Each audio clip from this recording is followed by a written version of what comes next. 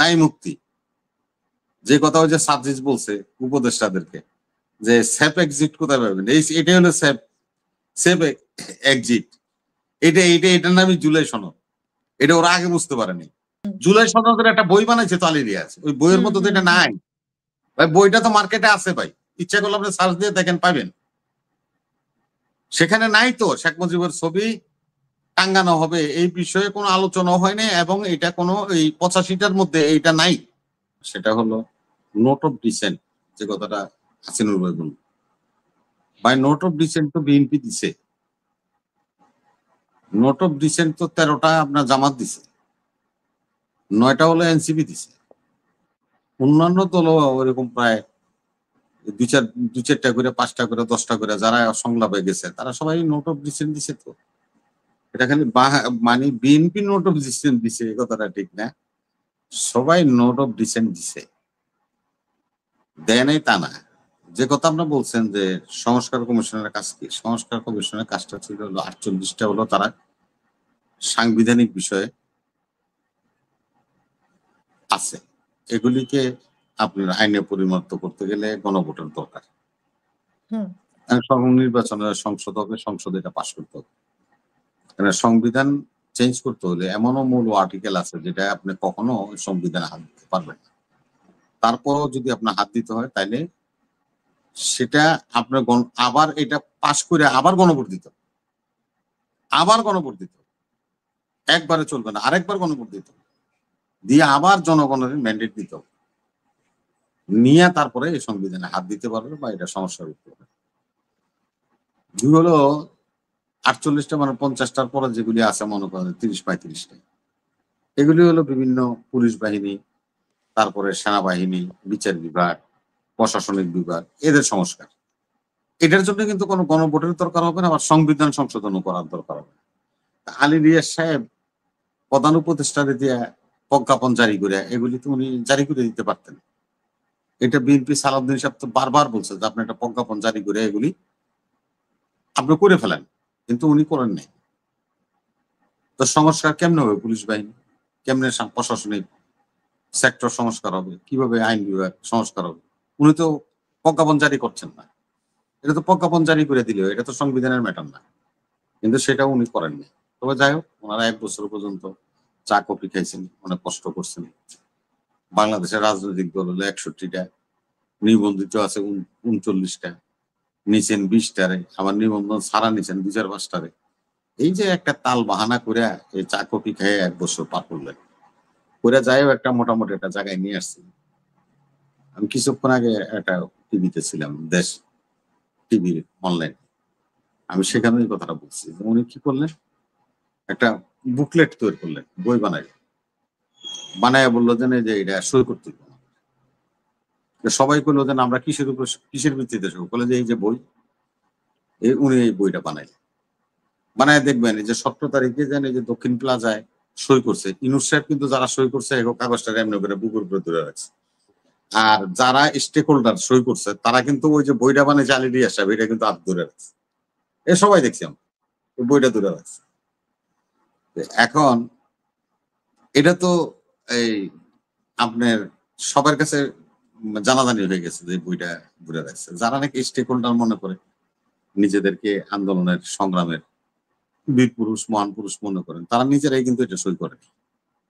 তারা বুঝতে পারে নাই, যারা বুঝতে পারে না ওই যে কথা গোলাম পারোয়ার কইছে যে বাপের আগে তোমরা এই করো, তো ওই কথাটাই আর কি যে বাচ্চা কইছিল, এই বাচ্চারা বুঝতে পারে নাই যে এটা কিন্তু সব জায়গায় কিন্তু প্রচার হয়েছে যে যাত্রাবাড়ি যে পুলিশ মেরা ফ্লাইওভারের লোকে ঝুলে রাখছে, এটা কিন্তু সারা পৃথিবীর এটা রেকর্ড।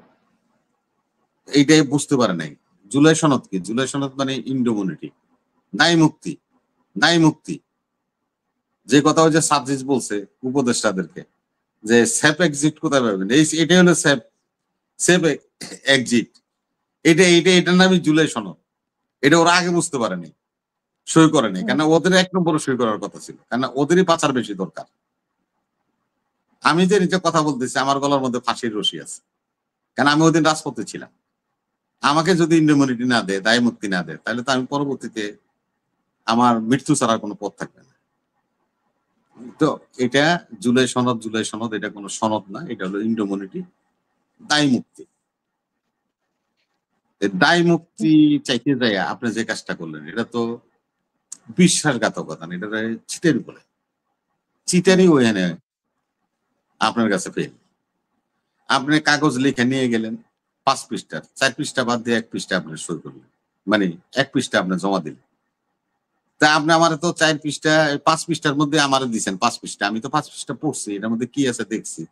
যারা আজকাল তো প্রযুক্তির ব্যাপার, সকলে বই আপনার স্ক্যান করে সবাই সবার মতো নিয়ে নিচ্ছে, তারপর বইও হাতে আছে। আবার আলিরিয়াস দিয়ে সার্চ দেন ইউটিউবে, তারপরে এই বই পাবে।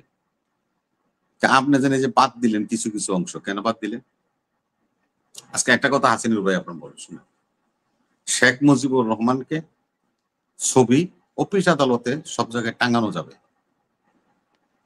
এই কথাটা যারা এনসিপি বলেন, জামাত বলেন, বিএনপি বলেন, মাহমুদুর রহমান মান্না বা অন্যরা যারা নাকি ছিল, এই বিষয়ে কোনো আলোচনাই এই দীর্ঘ 1 বছরের মতো হয়নি।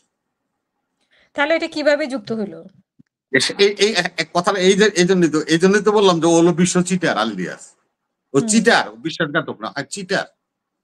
এই বিষয়ে কোনো আলাপই হয় নাই। কালকে আপনি দরকার হলে জামাতের লোকদেরকে ডাকেন টক শোতে, তাদেরকে জিজ্ঞান, এনসিবির লোকের জিজ্ঞান, যারা ছিল উপস্থিত তারা প্রত্যেকে বলবো যে এই বিষয়ে শেখ মুজিবের ছবি নিয়ে তো কোনো কথাই হয় না।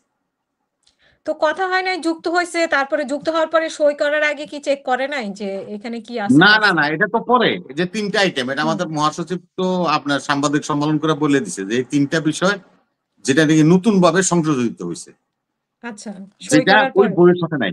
হ্যাঁ, ওই সই করা ওই বইটা যে এটা বুকলেট আছে না, ওটা ওর তো জুলাই সনদের একটা বই বানাইছে তো আলিরিয়াস, ওই বইয়ের মতো তো এটা নাই ভাই। বইটা তো মার্কেটে আছে ভাই, ইচ্ছা করলে আপনি সার্চ দিয়ে দেখেন পাবেন।